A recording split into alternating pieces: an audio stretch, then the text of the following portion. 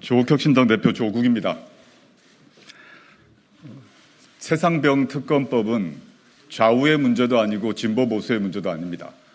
총선 전에 제가 여기 뒤에 계셨던, 아까 발표하셨던, 그리고 지금 뒤에 계신 해병대 예비역연대 정원철 회장 등 관계자분들을 만나서 대화를 하다가 깜짝 놀란 게 있었습니다.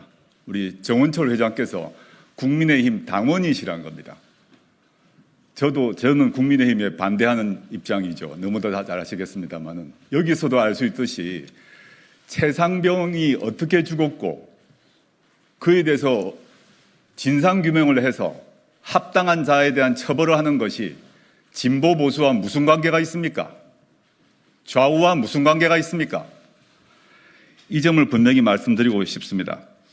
이 과정에서 개정군용법의 취지에 따라 수사 후에 수사기록 자체를 전적으로 바로 넘겼던 박정훈 대령의 조치가 무슨 불법이 있습니까? 박정훈 대령에 대한 기소는 전형적인 공소권 남용이라고 생각하고 있고, 이 박정훈 대령의 수사를 방해한 자들은 모두 직권 남용으로 처벌돼야 될 사람들입니다. 이 과정에서 특검법이 발의되었고 이제 상임위까지 다 통과가 되었고 남은 것은 본회의 통과밖에 없습니다. 그런데 최근에 이종섭 국방부 장관이 뭐라고 말을 했나 하면 서류를 반환하는데 자신이 지시한 바가 없다라고 말을 했습니다. 본인 처벌을 앞두고 일종의 자백을 한 것입니다. 그렇다면 두 가지 문제가 있습니다. 이종섭 장관이 하지 않았다면 서류를 반환하라고 지시한 사람 누구입니까? 대통령실 관계자 중에서 누구인지 밝혀져야 됩니다. 그러면 그 전에 우리가 모두 알았던 쟁점은 뭐냐 하면 이종섭 장관이 자기가 결재했던 것을 뒤집는 결정을 했습니다. 이종섭 전 장관에게 장관의 결재를 뒤집으라고 지시할 수 있는 사람은 대한민국에 윤석열 대통령 플러스 알파 두세 사람밖에 되지 않습니다.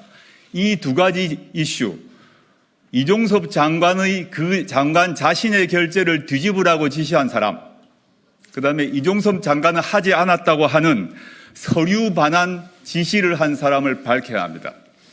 바로 이 점에서 왜 국민의힘이 진보 보수 좌우의 문제가 아닌 이 법을 결사적으로 반대하는가에 바로 숨은 여기에 바로 비밀이 있다고 보고 있습니다. 이 점은 밝혀져야 합니다. 이 점은 최상병의 억울한 죽음을 밝힌 것 외에 그 진상을 밝히기 위해서 모든 노력을 다하고 지금 기소까지 되어 재판받고 있는 박정훈 대령의 명예를 회복하는 일입니다. 그런데 누가 이 지시를 했는가와 관련해서 우리가 추론할 수 있는 유력한 방증이 있습니다. 뭐냐? 수사 대상자로서 입건되어서 혐의를 받고 수사를 받아야 될 사람들을 대통령실은 다 혜택을 주었습니다. 두 종류의 혜택인데, 첫째는 국민의힘 공천을 주었고 두 번째는 공천을 받지 않은 자들은 승진을 해주었습니다.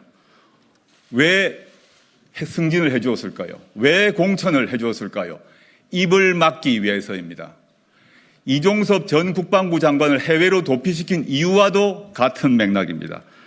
대통령실에 깊은 관련이 있음을 충분히 추론할 수 있습니다. 이 법안을 국민의힘이 동의하에 통과할 것이라고는 기대하지 않습니다.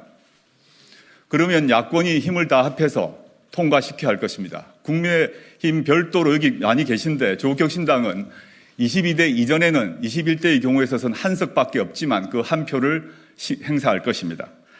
만약에 윤석열 대통령이 진보 보수의 문제도 아니고 좌우의 문제도 아니고 대통령실 관계자, 즉 본인을 포함한 대통령실 관계자의 관련이 매우 의심되는 이 사건에 대해서 이 법안에 대해서 거부를 한다면 국민들은 바로 그러한 대통령을 거부할 것입니다. 이상입니다.